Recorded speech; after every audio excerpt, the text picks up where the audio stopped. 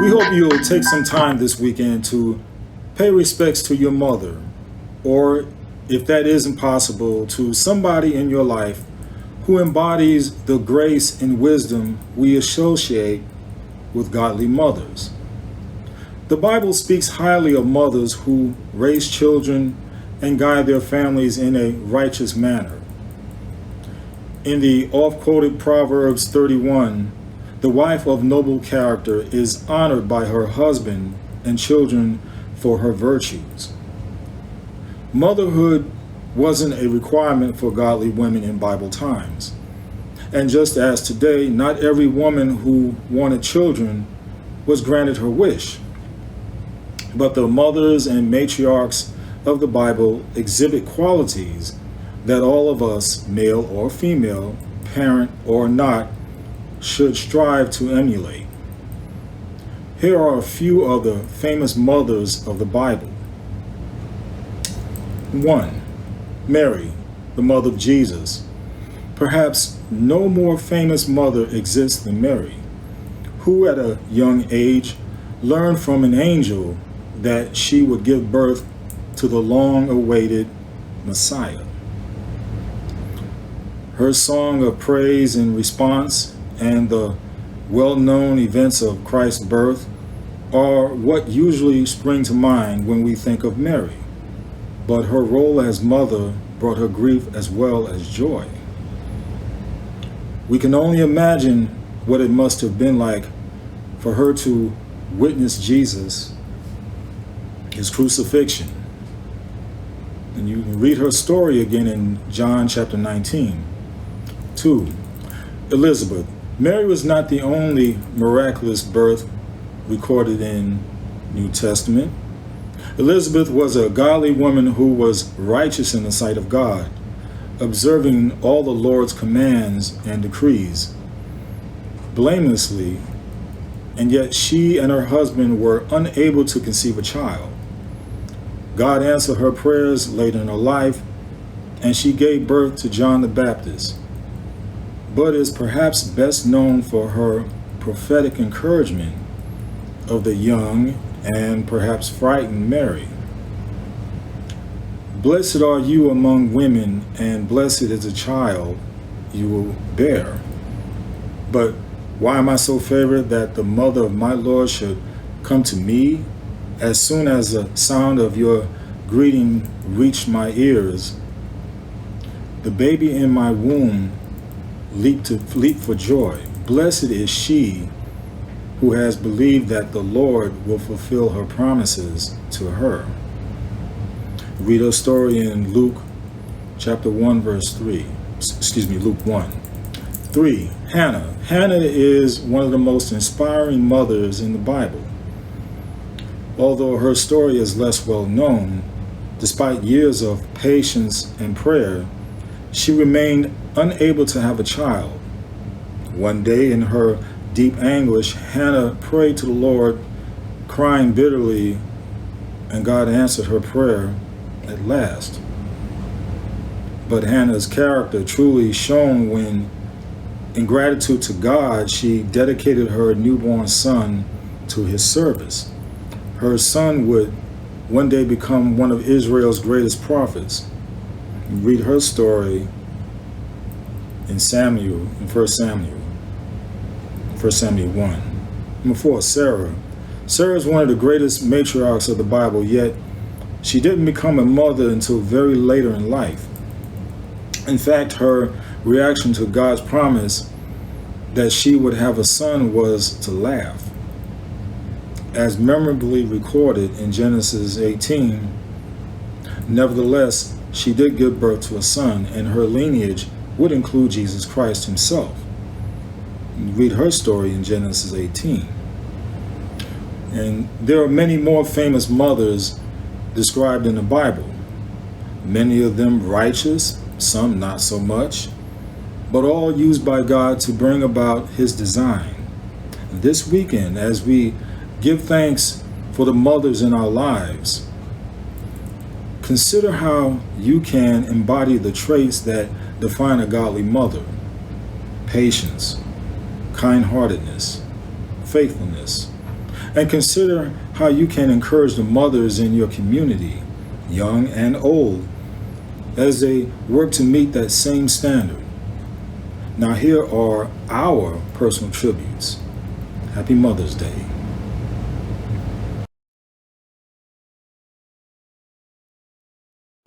Here we are with another Mother's Day. Mother's Day 2020. And what I'd like to do is pay tribute to my mother. I remember when it was just me and her growing up in the South Bronx. How it was like that special bond. How I would go everywhere with her. And like I said, it was just me and her. This is before I playfully call her my knuckleheaded sister when she came along. But anyway, there was like I said, there was that bond, and she was always nurturing and caring. And you know, I didn't have my father around, but she always made it a point for me to have that fatherly influence. Now, during that time, my grandfather, he was that influence, but he wasn't around every day. And looking back, how my mother used to dress me, she always had me she would dress me in suits. Maybe some of you remember some of the pictures I posted of me being in a suit and being, 5 years old, 7 years old, whatever. But she liked to dress me up in suits. Sharp. Yeah. Very sharp. Mm-hmm. So that was her way of trying to influence me in my maleness, so to speak. But she was a provider the best she could be. She kept a clean house in the midst of us not having too much money. But you could never tell that when she came into our apartment.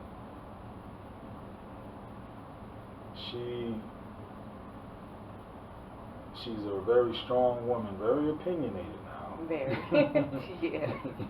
Very opinionated. Very. She'll let you know how she feels. Yes. And I'm not talking about older age. I'm talking about even when she was younger. That's true. I recall her. I can still think back to when she was in her 20s. I've got pictures of her when she was in her 20s. Beautiful. Yeah. Still beautiful. Yeah. But like I said, very, very strong woman, and hardly ever sick. No, never been sickly or anything like that. And that's a trait, so to speak. I have also, because I've never been one to be sickly either. So I count that as a blessing also. Amen. But she has been like a rock through the years. Mm-hmm. And now we come to a point in our lives where we had family members beforehand who were somewhat like the elder statesmen, so to speak. And now she has been positioned into that role. And I look at her now and I see like somewhat like a regalness to her, and I marvel at that. And if those in the family, you get to, it's kind of like you can look toward her now and want to grab hold of some wisdom. Yeah. Grab hold of that wisdom. But I give honor and I give blessings. I'm blessed to have her in my life. I'm blessed to have her as my mother. Like I said, she has been a rock. She's been strong. And there's many things that she has done that many people will never know. I'm talking about things in the benevolent sense. Yeah. Many things. She has a beautiful giving heart. Mm-hmm. Yes. Very good giving heart. And at the same time, it doesn't take much to give her gifts. As a matter of fact, I pretty much run out of things to give her, Yes. so to speak, because Yes. and sometimes she can get a little hard to please too. So I'll just, I stop trying to give gifts. I'll just say, here's some money, because even when I try to take her out to eat, sometimes she can be, a little picky. So But she's earned that right. yeah, she has. So I pretty much say, here, I maybe give her a card or some money and say, have at it. Money's always good. Oh yeah. Yeah. Oh yeah. But with that I say, Happy Mother's Day. I love you, and you've been such a blessing to myself and my sister and our grandchildren. Love you. Happy Mother's Day, Mom. This is my mother-in-law. And then now I'm going to talk about my mom. My mother, and still this is hard till today, and my mom went to be with the Lord 5 years ago, over 5 years ago. And so as Mother's Day approached, that's always a hard thing for me and my siblings, because we don't have our mom. But as I can remember from a child, being around my mom, I was always the daughter that would love to be in the house with her. And she's in the kitchen and cooking, and my other brother and sisters would be outside playing, and I was the one that was under mom. And so wanting to do the things that she did, and so that is one of the reasons I can cook today. Because I watched my mom, and I was in the kitchen with her and my grandmother. And I'm thankful for that. But as I can always remember my mom just, being a woman who worked hard. She worked hard, and, with 6 kids, she made sure that we were provided and taken care of, and it was hard for her.